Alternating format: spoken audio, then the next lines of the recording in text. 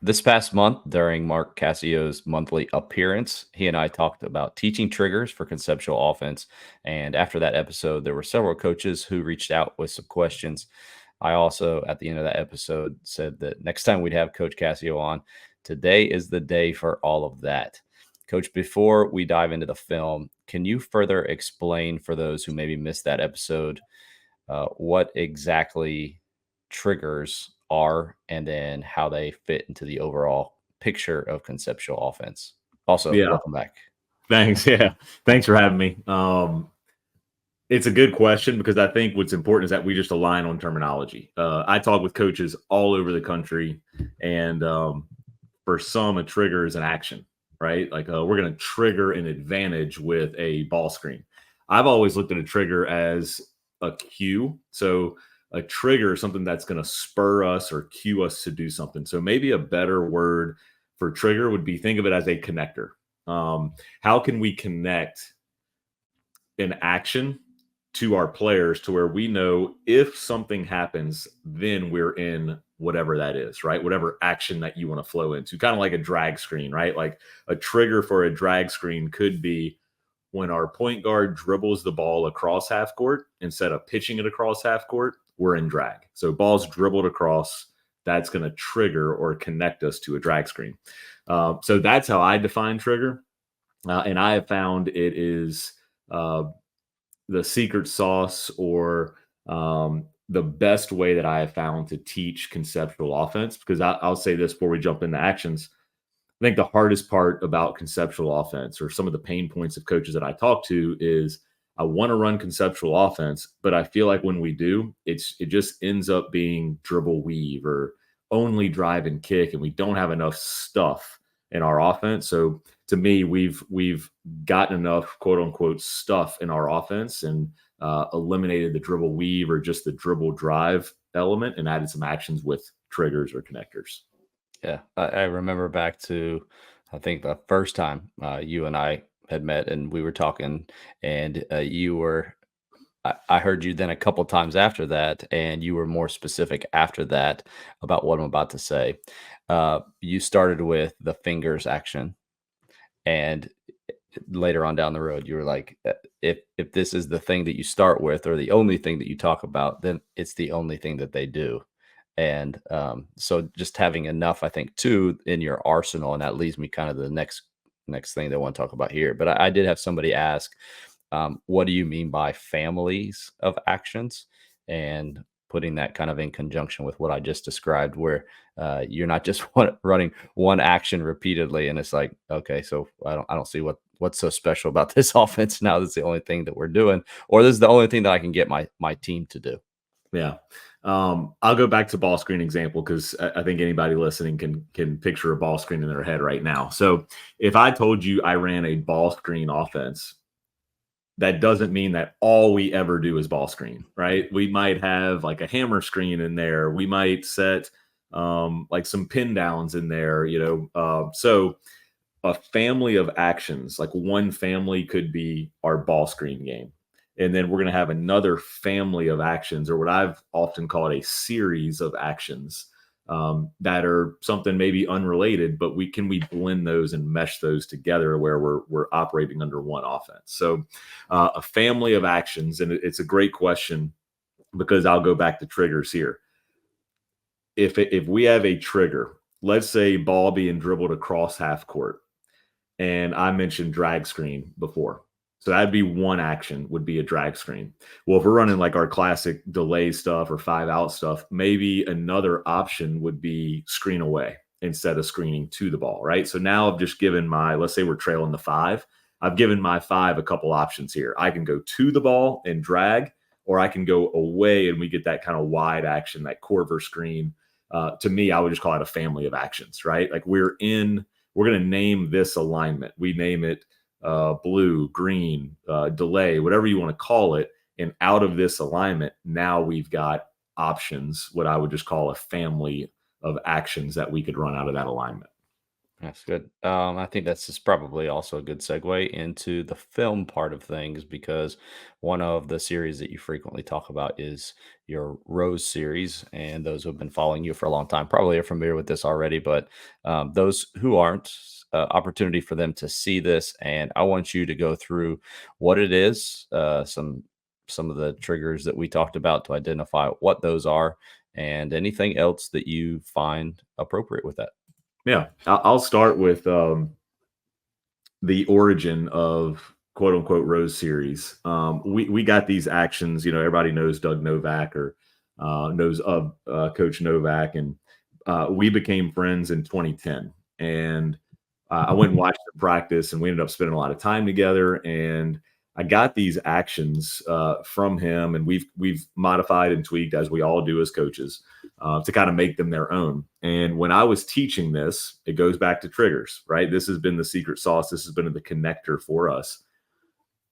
The number one thing I had to teach my players is our trigger to get into these actions. And I found that naming them Rose series, Rose after Derrick Rose, this was kind of like, you know, right around his heyday, where if I said, hey, we're in Rose, our players were like, okay, that's that family of actions that we run. And for me, it doesn't matter which one they choose to run. We all know how to play off of it, right? That's kind of the shared cognition that we have is whether we go fingers, fan, follow, it doesn't matter. We all know how to play off each other. So the trigger for Rose series for us is ball in the action spot meaning the slot. So I'll go ahead and play this film here. And the first cut we're going to see is fingers pass down.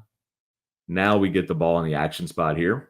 So when the ball's in the action spot, we're cueing Rose series, and our fingers cut is this 45 cut. So where most of our cuts go to is corners. So you could think of Rose series as our corner cuts that create space and advantages. So ball and action spot here, we throw it across.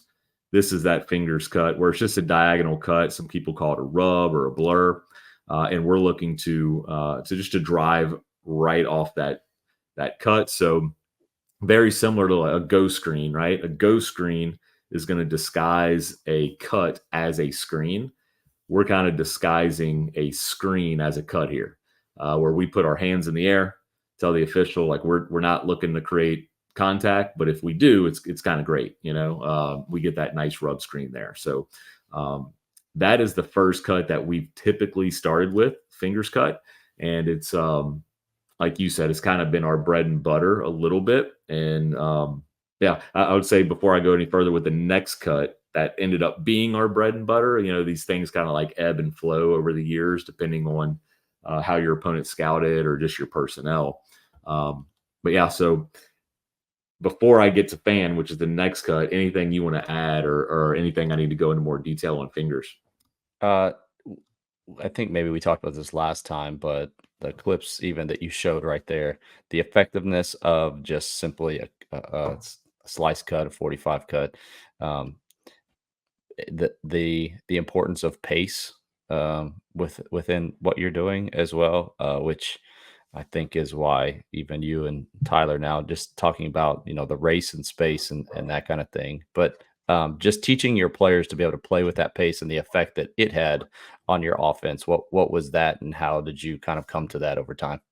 Yeah, I think that's a really good point. I think what's more important than anything in your offense is the pace in which you run your actions. So I'll go back to a go screen, which I mentioned a few seconds ago. Like a go screen, what makes it great is that it creates some pace, right? I can when I teach a go screen, I was working with a team in Wisconsin a couple weeks ago, and my kind of verbiage was, "Let's be like uh, good in, great out. Kind of like change your pace, you know, like we want to have like good speed in, great speed out of that ghost cut. So I would say what makes your actions quality is the pace in which you run them. So we always spend a lot of time early on getting our players to sprint their cuts, right? Because at the end of the day, these are all cuts designed to create space, and we want to create space as quickly as possible so we can attack that space. So we want to sprint our cuts, but also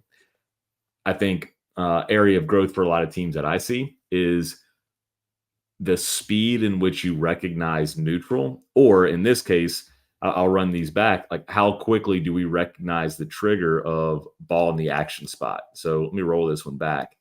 When this player, and this is not a call, this player has now got to catch. How quickly do we get our guys or girls to recognize, all right, I've got the ball, I'm in the action spot. If I throw it across, we have our family of actions that we're going to get to. Which one am I going to run? Like, that's a lot of stuff that we've got to process in the moment. So getting your players to do that as quickly as possible, to me, is always a nice benchmark, or it's a good indicator to you as a coach that your team is starting to click there, right? Like, this is another example that we've thrown down. And now as we get this ball, you can see we're already looking across. Spacing's not great here. So this player's got to wait on his teammate to fill up. But as soon as they're up in the action spot, we're across and we're in our fingers cut. So really great point on pace, man. I would say with most coaches that I see, and maybe we can watch some possessions that are a little longer later, they run one action, like they'll run one fingers cut and they never get back into it. And I would say that is a sign of a team that doesn't truly understand the trigger for Rose series. So being able to get the ball back in the action spot, how quickly we determine, recognize and determine our cut and rows, and then the speed in which we run it, really, really important. Yeah, the younger players, I think even back to this last year, I had one younger player in particular who I knew was going to be a really good contributor, but still early on, the things that you just mentioned, it took him an extra second or extra 2 seconds to recognize something, which typically killed the pace.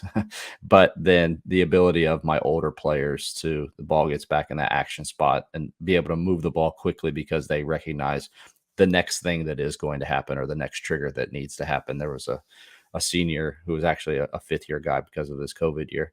But he was perfect at that and great at that. But he had been in the system for the last 4 years. So yeah, definitely kind of like you said, a benchmark for where their understanding is. And I don't want people to get the idea that just because we're playing with pace means everything's done at a hundred, like 100 miles an hour. Yeah. There still is that slow and quick, but I think that too is a benchmark in how well they understand things, because you will see the not just random change of pace, but they know about the going into a screen or coming out of a cut or whatever that is. Yeah. The being able to understand the different paces that are required at the different points, or to set up the different triggers as well. That alone, I think, takes your offense to the next level when players start understanding that they don't just understand where they're supposed to run, but they also understand how they're supposed to get to that next thing. Yeah. Well, one thing you said kind of jogged my memory of a conversation I have with coaches a lot. You talk about your fifth year senior just being really, really good at recognizing the trigger, right? And the pace in which they ran their action. I talk to a lot of coaches. They'll say, well, I just don't know if my personnel lends to play in this way this year. And I understand that. I might push back and say, well, you're never going to have the ideal roster, right? Like, NBA teams are making trades as of yesterday, right? Like, they're still trying to get their ideal roster. I would say one team had the roster that could win the title, and that was the Celtics, right? So college, high school, it's never going to be ideal. I would say the best time to start running this is whenever you feel comfortable teaching this as a coach, because let's say you have a team, my freshman, sophomore group, or my eighth grade team is really, really good coming up. Well, start running this now. That way, when they are varsity ready, they're recognizing the triggers. You've got 3 or 4 years of teaching this and troubleshooting it and kind of, making it your own or finding it. So I would say the best time is to start now, if not, yesterday. So really good point with your fifth year, just having time in the system.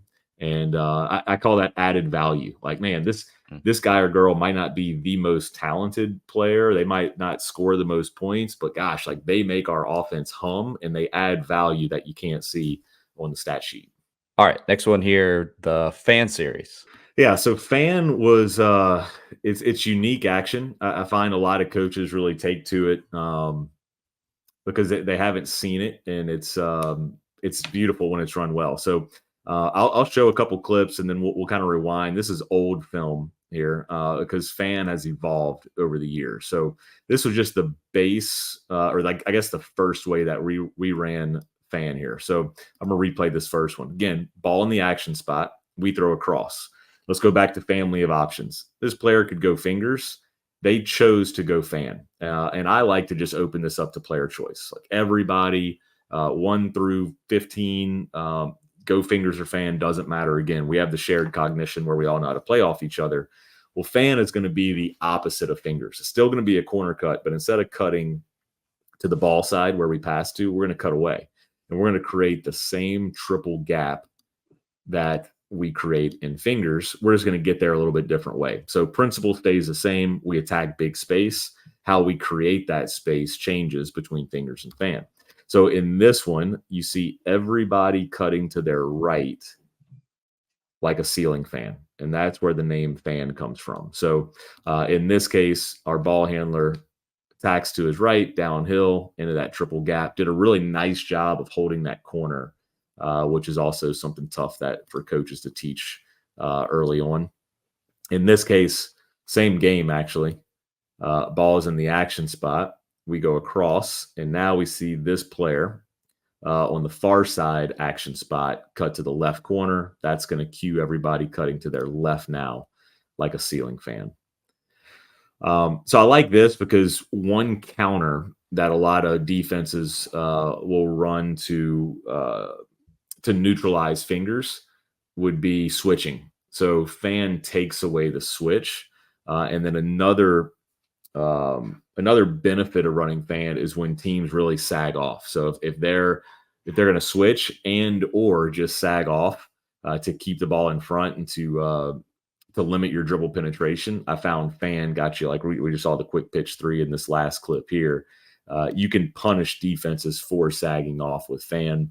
And then last benefit of fan, it keeps your best players in the action. So most of the time we would play with 2-point guards because this all derived from dribble drive, where Vance Wahlberg had his 1 and 5 as their point guards. We did the same thing. And I like how fan keeps your best handler, best scorer, whoever that player is for you, on the ball side. So early on, we were really fingers heavy, and fan was kind of the counter to that. And then the pendulum started swinging to where we were kind of 50-50 fingers fan. And I would say at the high school and college level, towards the end, players gravitated more to fan. It was almost better for us, but I also think it depends on your personnel. And I would also use some of these rose cuts to trigger a new family or a new series of actions. So depending on what you're sequencing behind that, you could make fingers or fan your bread and butter. And I don't think you'd go wrong there. That's cool. We would, I don't know what you're showing next here, but we would combine the two. So we would throw from the slot to the other slot and then make that 45 cut to the corner, and we would immediately throw it 1 down and then fan on a drive to the middle. And you've got then the pitch that you can make with kind of almost like a quadruple gap on the other side to drive it as well. But that was where, again, when you're playing out of concepts, I can call out, 1 down or whatever, but the pace with which they can recognize that allows you to almost have like quote unquote 2 plays or 2 options that the guy can do. So he could either go and attack off the first, just like a normal fingers, so catch it and then drive it and score it, or throw it 1 down and know that he's going to get it back, but kind of create a bigger gap there as the defense loads to the ball a little bit. So yeah, we do the same. I'm glad you mentioned that because we always want all of our players to have options, right? And I think that's what makes what we do very simple for us, but very complex for the defense. Like I almost consider this kind of like the Mike Leach approach to basketball is like, we're really not doing anything complicated. It's just hard to guard because we're really decisive in what we're doing. It's pretty multiple. It looks a little bit more complex because, like you said, We could drive it through the big gap. We could swing it through the small gap, which is a principal play for us. Pass through single gaps, drive through double and triple gaps. And all of these rose cuts give you that option. So if I throw it to you and you're a really good driver, that is your role for us, you're more than likely going to attack that triple gap. If maybe somebody's role is not to play off the bounce, then they could be a swing player and create space for that drive. Or like you said, that short fan on top, we call it a drift. It just might get you a catch with an advantage instead of having to create your own advantage off the bounce into a triple gap. So yeah, really good stuff. We would just refer to that as swing. Like we just want, swing, like just one more pass, get the defense jumping to the ball one more time. Anytime we move the ball, we move the defense. So making them jump to the ball, getting a true reversal where ball is hitting both sides of the floor. And then you add in some of this fingers fan to the ball movement and player movement. And that's where it gets really, really fun. We started adding this to our Rose series as just a third option here. So I mentioned players having an AB option. I think you can work towards an ABC option. And we haven't done this every year. I would say our staples were always fingers and fan. But in this case, this is a practice clip here. So this is off season. We were playing 4-on-4, ball in the action spot here. So number 30 here, she's got ABC now. She's got A fingers, B follow, C. B fan, and then C we would call follow, where we just follow our pass into a go screen. This one was kind of a touch and go. I think you could change the way you actually screen your like on contact weapon, depending on what coverage you think you're going to see. But that one was really good for us. Got some game clips here. So again, we dribble up in this case, ball's in the action spot. We just throw it across, and now we're in our guard to guard ball screen. I think the downfall of this one would be like, oh, they're just going to switch it.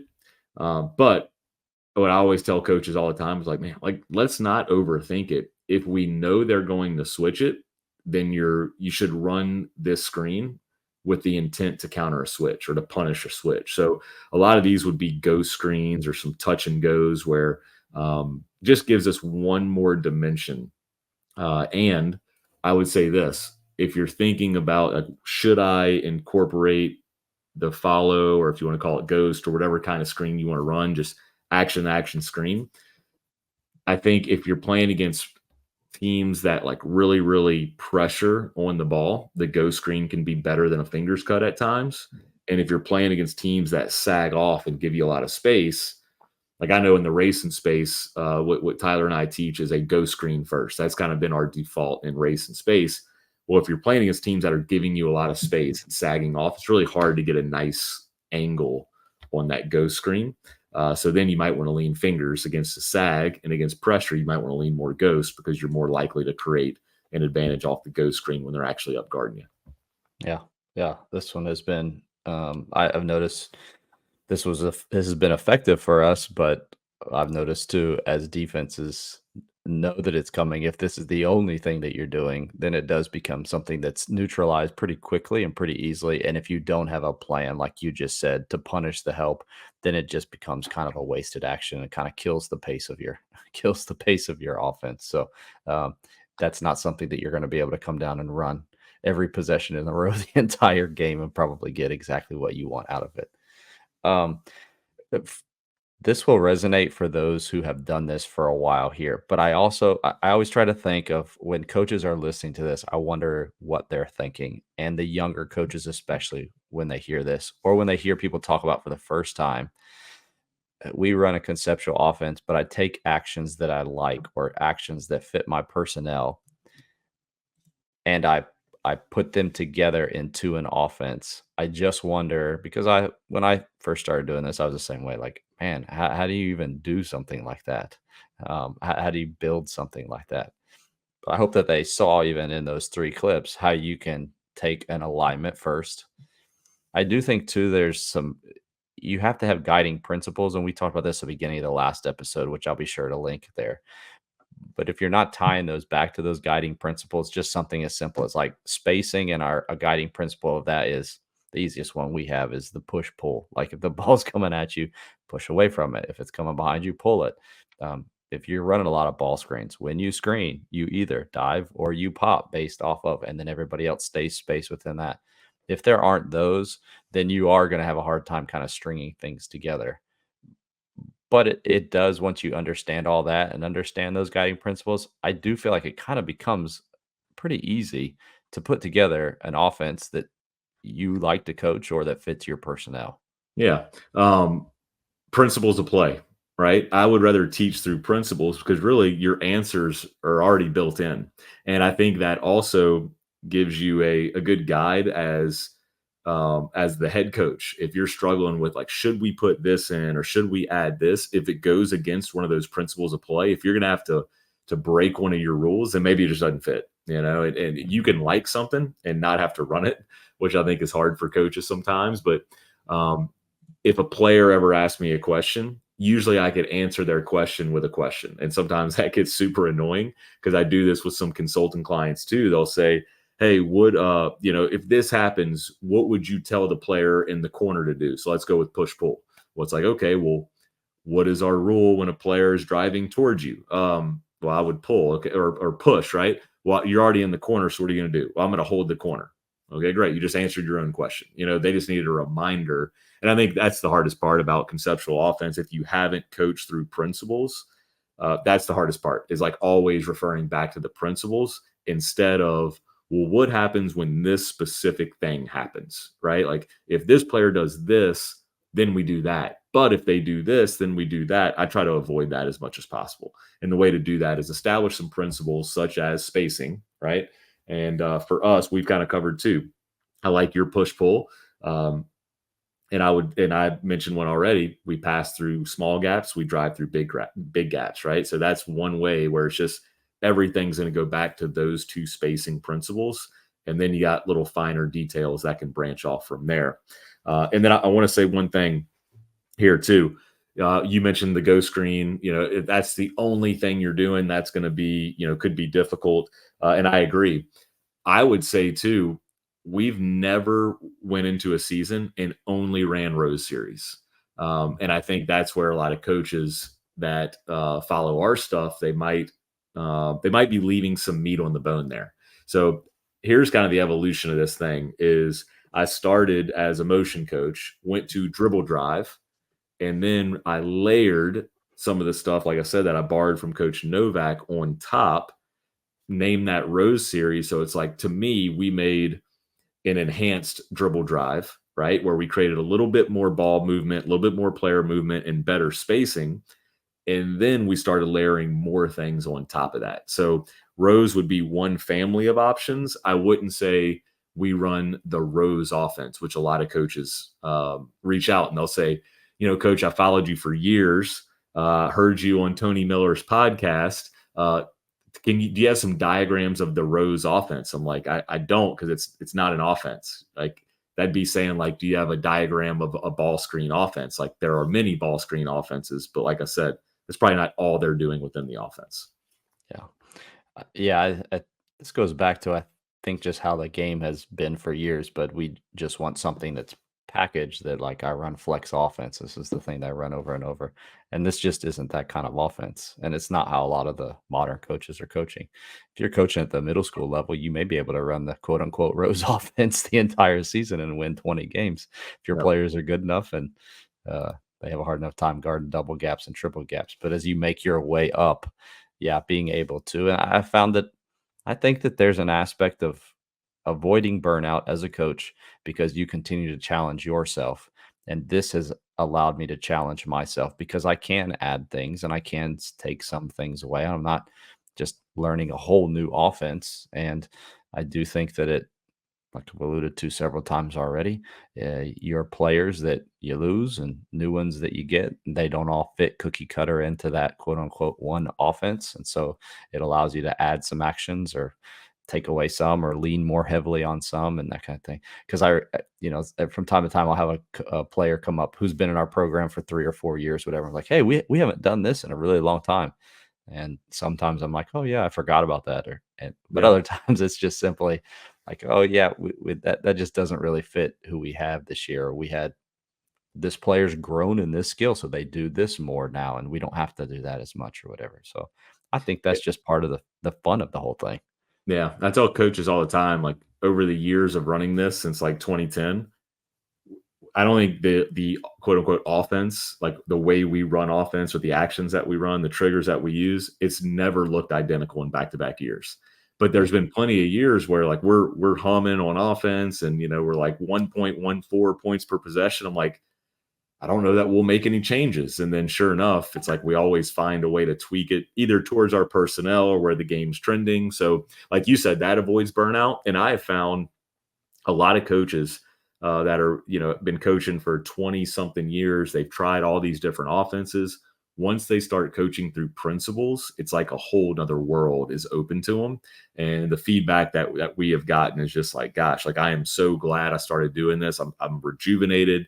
I feel like I'm a lot better coach. My players are having way more fun. So I know that was the kind of the shift for me as well. As an early coach, I was always looking for what to run, and dribble drive was one of those things. And then I just kind of took it and ran with it, and still am, man. Still try and finding ways to make this better and create bigger advantages and better ways to teach it. And I would think if we look back at this podcast, maybe a year from now, 2 years from now, we're like, oh yeah, we don't do that anymore.